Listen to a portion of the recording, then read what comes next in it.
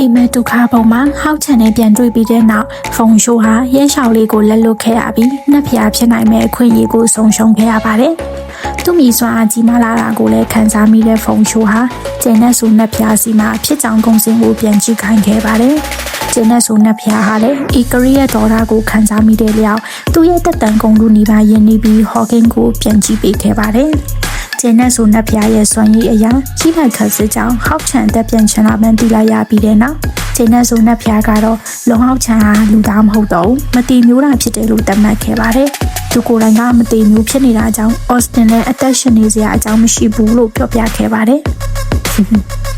ဖုံရှိုးကတော့အော့စတင်သက်ရှင်နေသည်ဖြစ်စေမရှင်နေသည်ဖြစ်စေဟောက်ချန်ရဲ့လက်ရှိစွာအရာနောက်နှစ်အနေငယ်တာအချိန်ပေးလိုက်ရင်တေချာပေါင်းနဲ့ဆိုမျိုးနဲ့တွေအတွက်ချိန်ချောက်မှုကြီးဖြစ်လာမယ်လို့ခံစားရတာကြောင့်စစ်ပွဲကိုပြန်စားဖို့အမိန့်ပေးခဲ့ပြီးနတ်ဆိုရရဲ့အင်အားစုအကုန်ထုတ်တုံးမှဖြစ်ကြောင်းကြေညာခဲ့ပါတယ်။ထိုကြေညာချက်နဲ့အညီတစ်ဖက်မှာလည်းဖုံရှိုးတို့နတ်ဆိုတွေဟာလူသားတွေဘက်ကဘွေးနာမည်ရနတ်ဆိုမဲလိုက်အဖွဲ့နှစ်ဖွဲ့ဖြစ်တဲ့ရှမ်းစစ်တရန်တို့ဖွဲ့နဲ့နောက်တစ်ဖွဲ့ကိုတုတ်တင်ပစ်ခဲ့ပါတယ်။ဝင်းနာမည်ရလက်ဆိုမဲလိုက်အဖွဲ့၃ဖွဲ့ရှိရမှာသူတို့တစ်ဖွဲ့ကကျန်တော့တဲ့ဟောက်ချန်တို့ဘက်ကလည်းအင်အားပြန့်လဲစုဆောင်ပြင်ဆင်ဖို့လိုအပ်လာခဲ့ပြီးမဟာမိတ်အကြီးအကဲကောင်းဆောင်တွေကဖွက်ထားတဲ့ထာဝရသူရဲ့ကောင်းများဆိုတဲ့စွမ်းအားကိုထုတ်သုံးမှုတင်ပြလာခဲ့ပါတယ်ဒီထာဝရသူရဲ့ကောင်းများက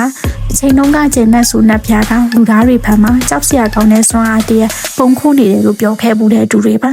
ပြောခဲ့တဲ့ပိုင်းကိုတော့မမှတ်မိတော့ပါဘူးဒီသူရဲ့ကောင်းများအကြောင်းကိုလည်းမကြခင်ပြောပြပေးပါမယ်